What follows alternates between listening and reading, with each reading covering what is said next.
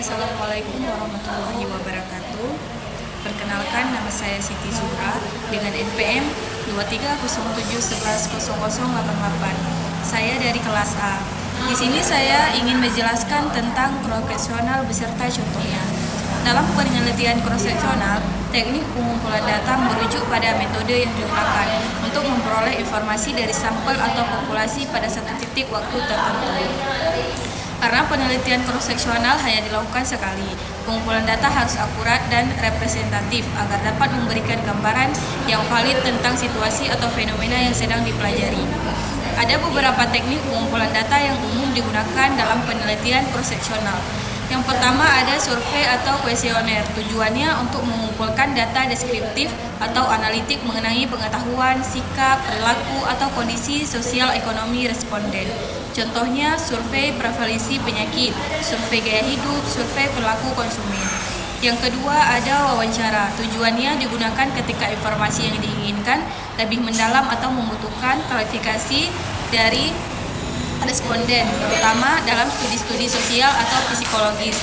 Contohnya wawancara mengenai faktor-faktor yang mempengaruhi keputusan pembelian, atau wawancara untuk mengetahui preferensi orang tentang suatu isu kesehatan. Yang ketiga ada observasi. Tujuannya untuk mengumpulkan data tentang perilaku atau interaksi sosial yang terjadi secara alami. Contohnya pengamatan interaksi sosial di tempat umum atau perilaku konsumen di pusat pembelanjaan. Yang keempat ada pengumpulan data sekunder.